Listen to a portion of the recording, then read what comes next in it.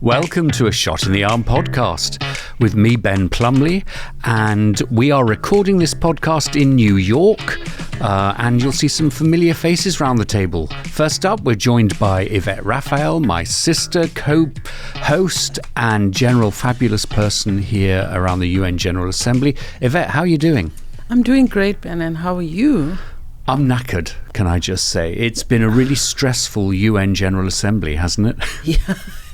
Yes, but I'm taking it easy. I'm doing what I want to do, and this is one of the things I want to do. Well, and this is one of the things that I want to do, because we are also joined by our very good friend, also friend of the pod, Emily Bass. Hey, how are you? Hello, I'm great now that I'm here. It's been a day for you as well, right? It's been a day. So we thought in this podcast we would cover two main issues. The first is looking at where we are with the state of the US response to global AIDS, and particularly the issues that are facing PEPFAR, the President's Emergency Fund for AIDS Relief. And then I just wanted to get both of your thoughts on how we address some of the growing challenges that we've all faced around African leadership, women's African leadership, and what is the role of us whiteys. Why are we a challenge? Maybe we'll get to that. We will absolutely get to that. Don't make it a challenge. Or why we perhaps are challenged. And we're getting into it. Oh, yes. So look, let's start off with PEPFAR. Emily, you wrote To End a Plague, which was, I think, the definitive history of PEPFAR. And what are your feelings now, given that, I don't know, it may or may not be renewed, it may stop, it may continue, it may, who knows? Well, when I wrote To End a Plague, I really didn't intend it to be a history of something that was history. and we really might be in that moment. The short answer right now with PEPFAR is we don't know. We don't know precisely what's going to happen. And that uncertainty is, frankly, shocking. And I thought I was beyond shock in the partisan climate and culture wars that have been defining America for the last long while. But essentially, we have a program that both Republicans and Democrats, conservatives and liberals, the left and the right, in Congress and outside of Congress have loved and supported and reauthorized in 5-year legislation 3 times since the original law was passed in 2003. And it gets very technical very quickly, but reauthorization means you're again passing a law that says what the U.S. is going to do with its money to fight global AIDS. It doesn't mean the money's going to go away if we don't have the law, but it means that sense of purpose, that sense of congressional oversight, that sense of ambition do go away. And when we are very close to changing the nature of the epidemic in many countries and very far in others that desperately need investment, to lose that structure and focus and target is frankly unthinkable. How did we get here? Well, tell me, raise your hand when this sounds familiar. People are terrified about women having control over their bodies. Yes, and most definitely. And I think from where I'm sitting, I'm just wondering what is Africa going to do without the PEPFAR? I mean, so many of our governments are not able to fund the HIV response and rely so much on it. Myself am part of those people who were so proud of PEPFAR, proud and happy that I was part of a program. I told my story in your book, Emily, about how I felt and what I did to make PEPFAR part of my life. So I feel a little bit sad at that people can just make that decision. I actually at some point wanted to say, can that not be a political decision at some point? I think I mentioned it to somebody. I was like, the way PEPFAR does good in some of our countries and the way advocates fight for PEPFAR in our countries, can it not be a political decision, And yeah, I'm a little bit sad, but proud. I'm not quite understanding that. Can it not be a political decision? Yes. What do you mean by that? Can politicians not use aid to score political games? That is how I feel, and that happens all the time. We saw with with some of the rules around abortion and choice. I know we did some crazy advocacy together, but some of those things make such a beautiful initiative just look ugly because it depends on how someone feels. Well, and I think the reality of what PEPFAR has been able to do, and what you've experienced, it has the way that we got here is that it's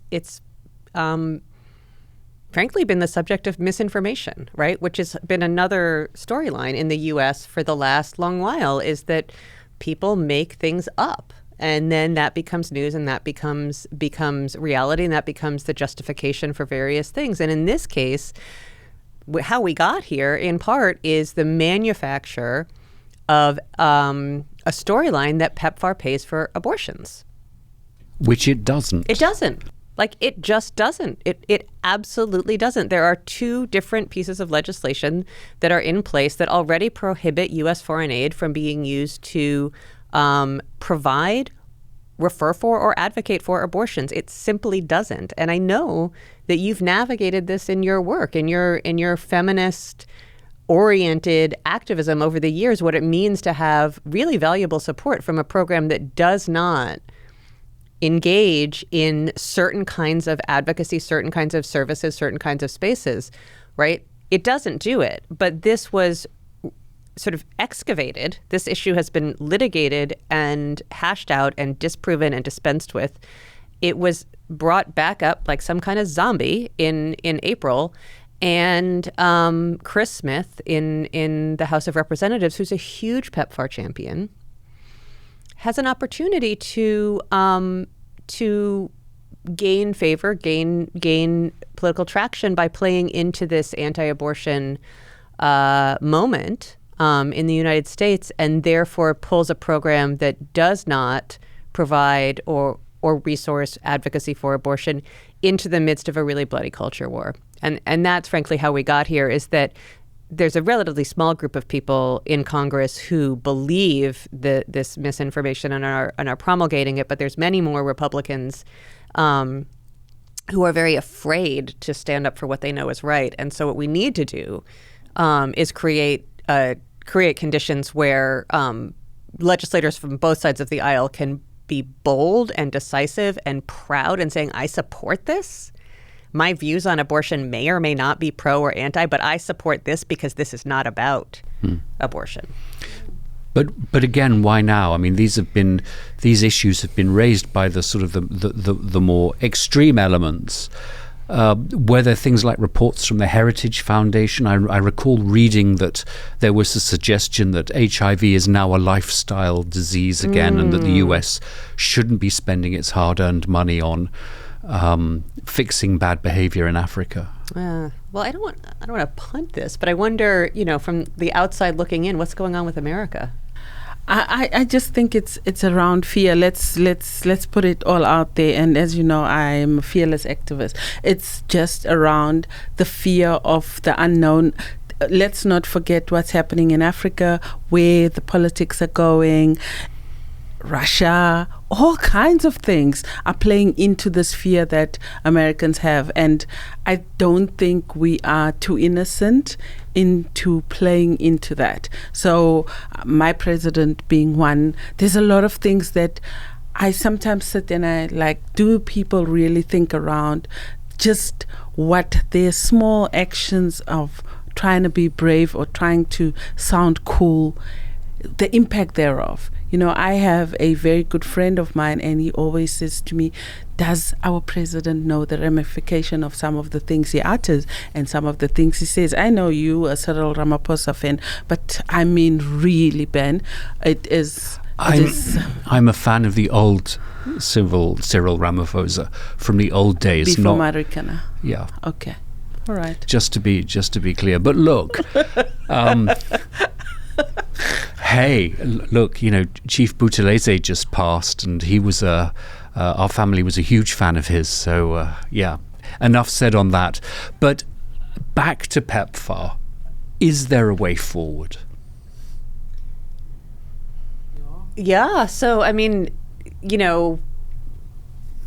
I will either find a way or make one. I mean, there really has to be, right? There has to be. I don't think that we can surrender this program.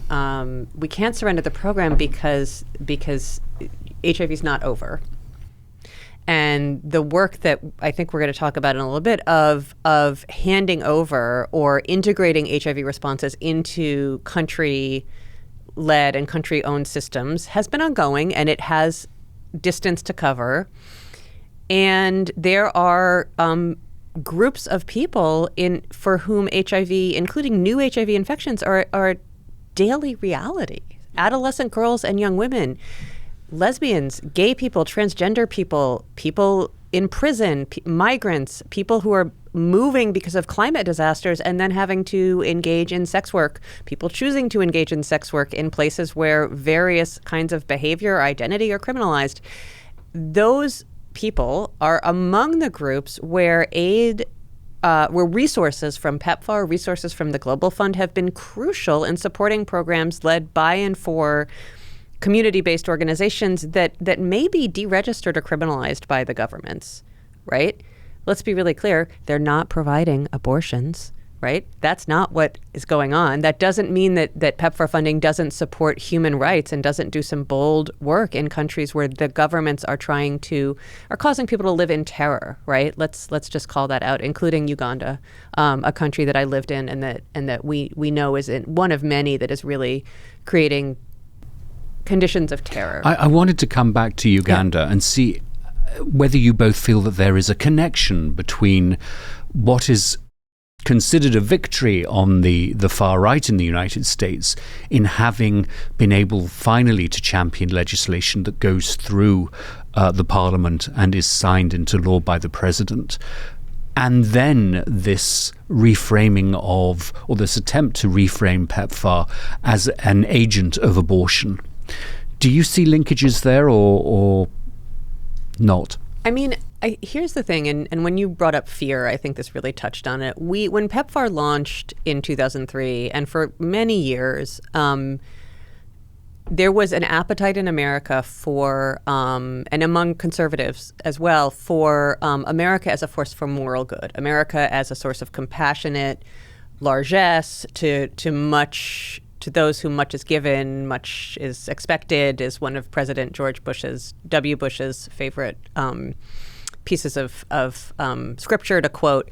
And we are now in a fear-based politics where national security is more important. There was a moment in the presidential debate recently where a candidate, Vivek Ramaswamy, basically turned to Mike Pence, another candidate from the sort of Reagan era, and Reagan used to say it's morning in America. Well, like morning for who, by the way.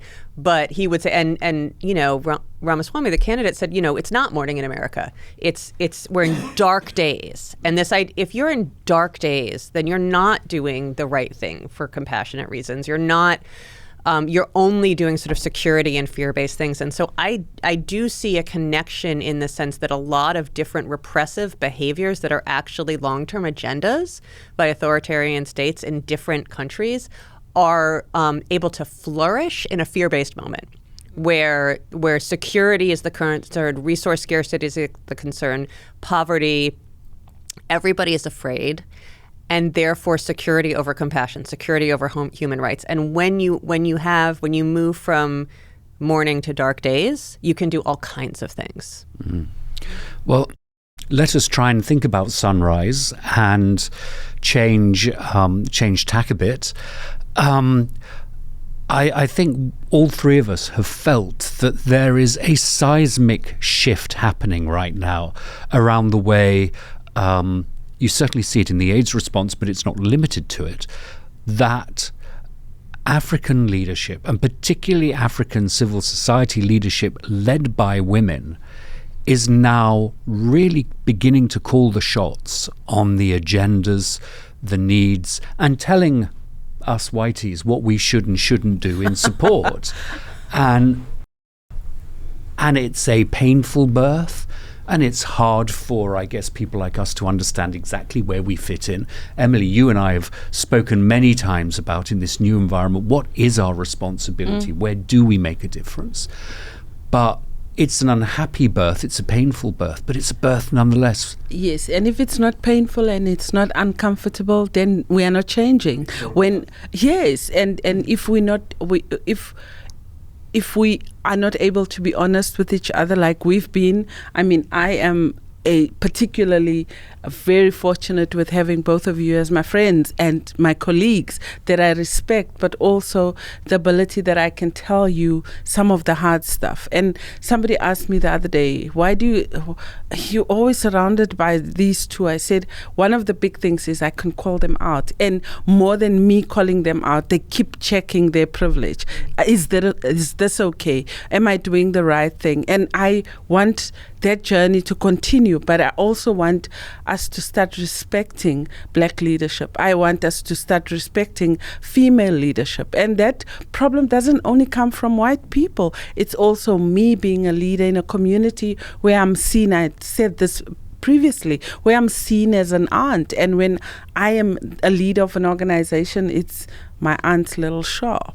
And we don't see it in the bigger picture. There's so many challenges that we face as leaders. I see leaders going into, some of my friends, my colleagues going into these powerful positions, but sometimes I worry that are these positions just there to make Black leaders fail, or do we really, really support Black leadership, and do we want to literally have Yvette have a say? I don't only fight whiteness, I also fight patriarchy. I also fight Black men in organizations. I also fight how my own colleagues see me. So leadership and women's leadership and civil society leadership is one of the things that we have to start thinking around, and how can we equip leaders and have that space where leaders like myself, leaders like, I don't want to name other people's names because maybe they don't go through what I'm going through. So let's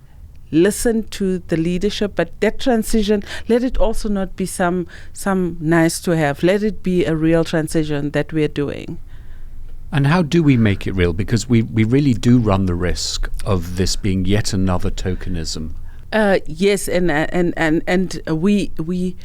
we have to understand that sometimes Ben has the expertise and it's my time to lead. How can I lean on Ben to literally advise me genuinely and help me through a process of, I don't want to say mentorship, but strategy change. You can't be mentoring somebody forever, and also help me with that strategizing around leadership. And yeah, we have to start doing that. But the big thing is power. How does whiteness, how do men really give up all that power that they have when they walk in the corridors, when they walk around, and give that over to women? It's a story for another day. Well, you say that, and you're being very generous. I think you're being right about Emily, but being very generous to me. It's still something that sort of baked into us is a sense that we know best for you. The Anglo-Saxon, Anglo-American civilization is one that has brought so much good to the world, and you really see that when it comes to global health, because whether it's, and no offence to the London School of Hygiene and Tropical Medicine, whether it's the London academia, whether it is the US academia, particularly the East Coast, that there is something that we need to give to you, whereas and this is where I do agree that the mentor language is completely wrong. This is completely a two-way street. Yes. I mean, how much have I learned from you? It has to be an exchange, and whether you're learning or not, Ben, really that's up to you. You understand it's an individual's failure to see potential, to see the next human being as a human, and that they have their own brain and they are smart, but they might just be thinking around certain things differently. I think that is what it is. I think we all bring uniqueness into a leadership role. We all bring uniqueness into the field, and I think just learn from Africans. We are the experts of our own lives. We are experts of our own strategies. I still use what I've learned from my grandmother. And Emily, you know this best, because it is how I'm raised, regardless of how people come around and bring new technology and all those kind of things around me. For me, importantly, is who I am. And are you able to learn from me? Are you able to learn my feminism? Are you able to learn how I lead? And I lead with Ubuntu, and you come and just take advantage of my humanity. Ubuntu means humanity. Do white people know that? Do they know humanity? Do we know humanity? Yes, Ubuntu means humanity. Don't take advantage of my Ubuntu. Don't take advantage of my humanity. I might look like I'm submissive, but that's my humanity. That's how I'm raised. Can you appreciate the fact that I just respect you? And it's not because I'm dumb? I mean, I think I would push it further. I think that it is... there's bidirectional learning. I think that if you look at where we've gotten with global health, with pandemic responses, but also the roots and the drivers and the sort of the rupture in history that was transatlantic slave trade, and then everything else that sort of stems from that, right, including all of these pandemics, including HIV, right, you know, I think that part of the transfer of a power shift is really, in most, if not all, situations where there's racial and geographic differences, for the white people or the people with white privilege, however that's assigned, to assume that they don't know, to assume that they don't know enough, to assume that they don't know. I don't know if it would be, I don't know anything, but to really approach from a place of presumed deficit. And that's really dangerous. It's threatening to white men because they're used to knowing everything, and white women, like all women, if you say, I don't know, then people are going to assume you're just sort of a ding dong, right? So there's risks there, but I don't think that we're going to get the transformation that we need if we're not really, really honest about the ways that ignorance, the ways that lack of curiosity about the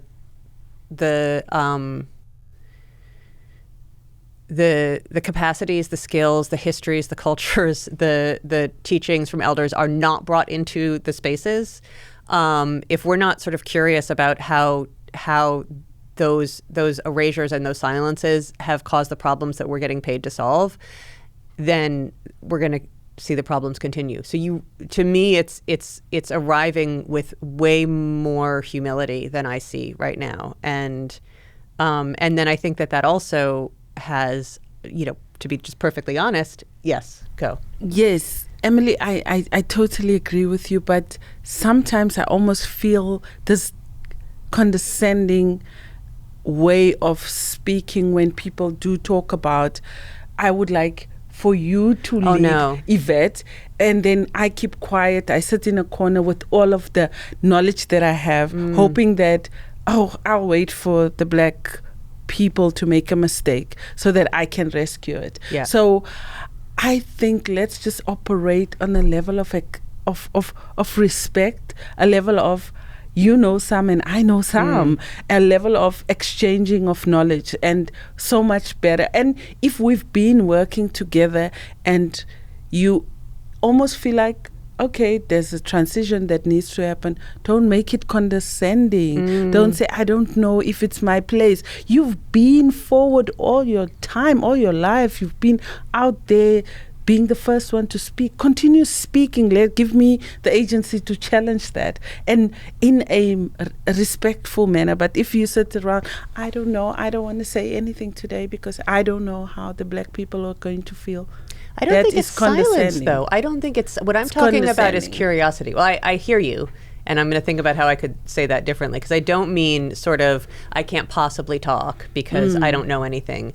But I mean going, I'm not going to assume that my approach is correct. Yes. You and I are going into a meeting together, Yvette, here's what I'm thinking, or here's my readout. And then if you tell me, you know what, let's do it differently, I'll follow your lead. I think it's that curiosity, but then also giving up being right all the time. Yes. Right? Giving that up, but also let's go from a point of view, how do you want us to approach this? Mm-hmm. Because already you have this.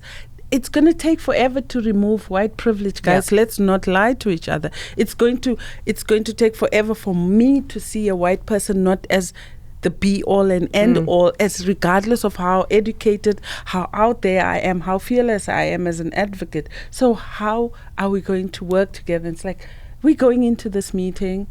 How do you want us to approach it? Do you take the first 30 minutes? Do I take this? How do we get to a point where we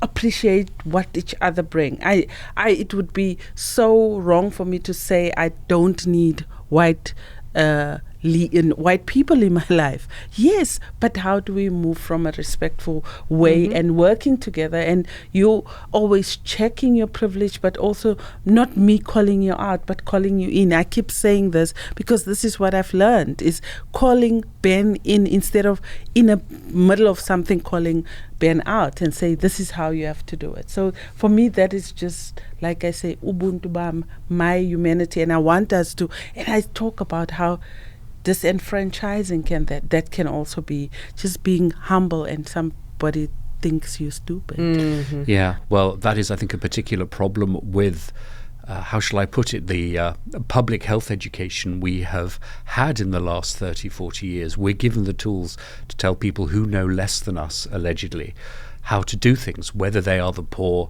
in the north of England, the poor in the southern states of the United States, or the continent of Africa, the country of Africa. Yes, But can I? Oh, I'm interrupting.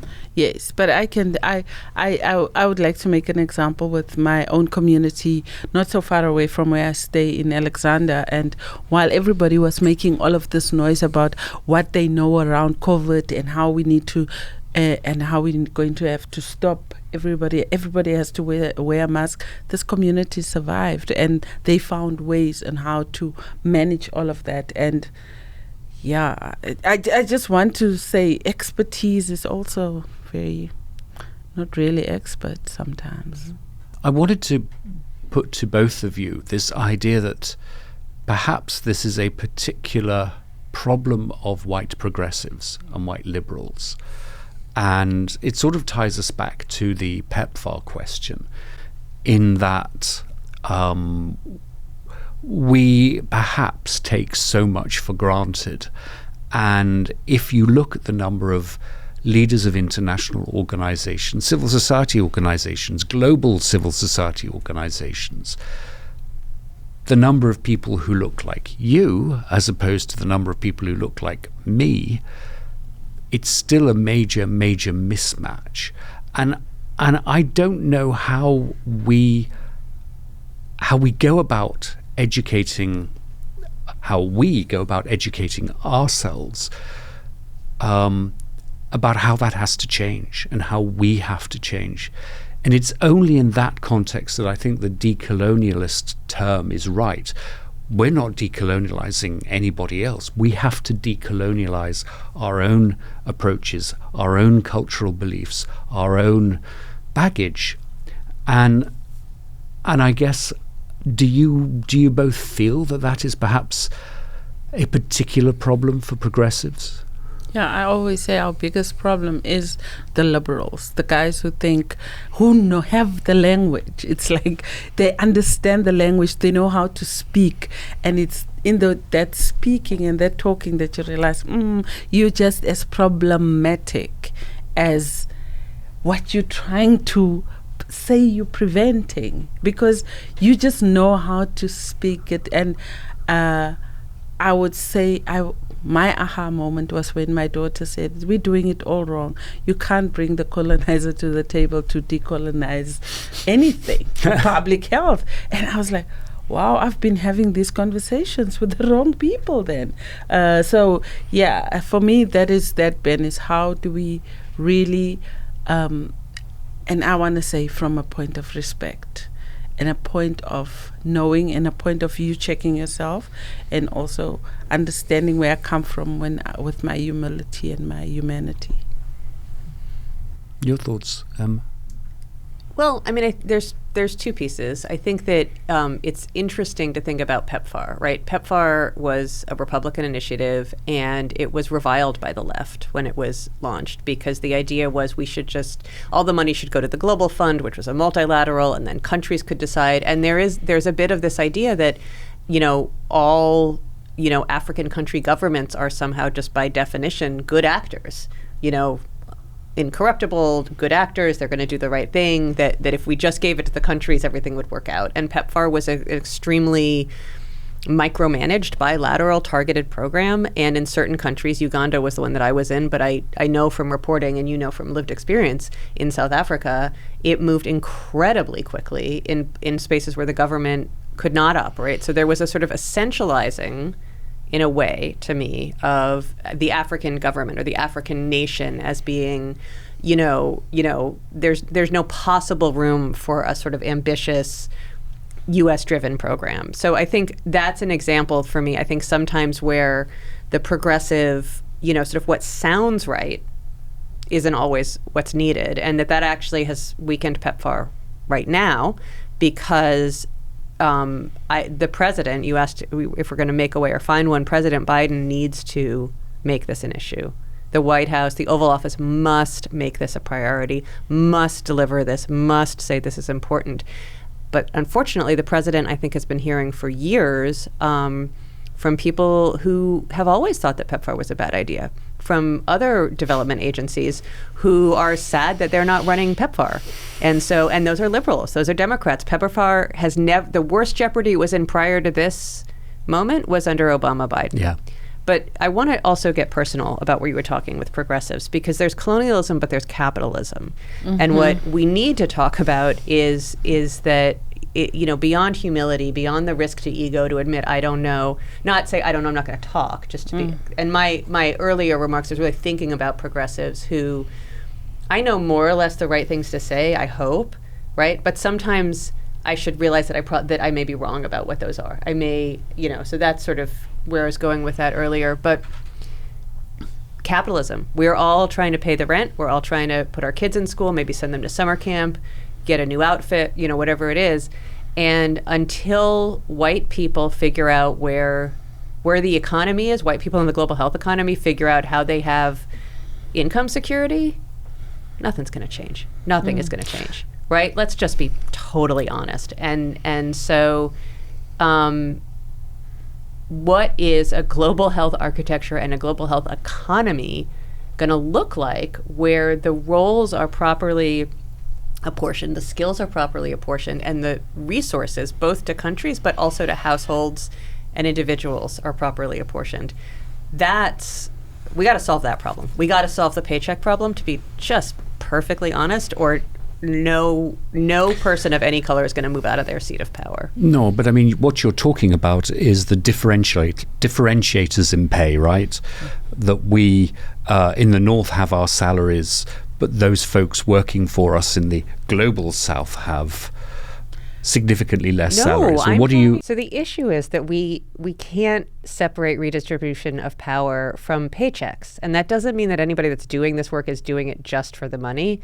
And it's not about haves and have-nots, or even in this case really about pay differentials between global North and South, or between men and women, which also matter. But it's really about talking about an economy where asking leaders of organizations to step aside, to give leadership and authentic power. In this case, we're talking about white leaders and black leaders, but global North and global South, is that there are economic considerations for all of us. How are we paying school fees? How are we saving for retirement? And if we don't address and don't create a global health architecture and economy where people have paychecks, people in power who might be able to do something else as additionally, as additive as what they're doing now, they're not going to move as readily out of their executive suites. Some of that is about liking to have power, and some of that is about needing a paycheck. And I think we need to have difficult conversations about money, about salary, about compensation for different kinds of work, as part of creating spaces for new leaders. That's a conversation we're not having. We're keeping it at surface level, at the fact that we have competing priorities, competing salaries. Is that somebody in South Africa or in Ghana or Uganda gets far much less than our competitors in the US, or somebody who does it even for much less in the US. And that's truly very shallow to think about. Well, but and again, it's like, I don't know, there's a clock ticking. I can see my consultancies dwindling as I'm talking. Right, I'm thinking, I can see the money disappearing. But like, talking about money is part of the hard conversation. Yeah, and it's African-based salaries may be different, but for very smart, well-intentioned people who've been effective at fundraising, great at doing, all of the capacities that exist in white leadership, people are not ready to retire. Like, literally, what is the job? How do we reconfigure a job market? How do we put ourselves out of jobs? I mean, how do we get ourselves the appropriate jobs? Well, get ourselves out of the jobs playing that leadership role. Yeah, how do we get ourselves the appropriate jobs? Well, yes, we have sort of come to the top of the hour, and I feel that there is a lot that we could really go into in much more detail. And this is really just the start of the conversation. I want to thank you both very much for being brutally honest and giving me the space to be equally brutally honest and to listen from you both. I think it's a really important thing that A Shot in the Arm continues to explore these issues. That's why your leadership as co-host is so important, Yvette, to drive those conversations. I just thank you, and we'll be back for more. Thanks for sitting there and listening to me not only rant but talk my reality and my truth as well. And I want to acknowledge Emily as well for the hard truths. I mean, you two are my white people. We heard it there. Hey ho, well, that's it for this episode. Hope you enjoyed it. I know for many of us working in global health, it was a tough one to listen to, but one we really, really have to start having. So thanks to Emily, thanks to Yvette, thanks to our director and producer, Erica Spera of Newsdoc Media, Chad Harrisman, our New York producer. Our production coordinator is Waisha Raphael, and our intern is Will Lansdale. We are a project of the Global Listening Project. Hope you have a great week and a safe week, everyone.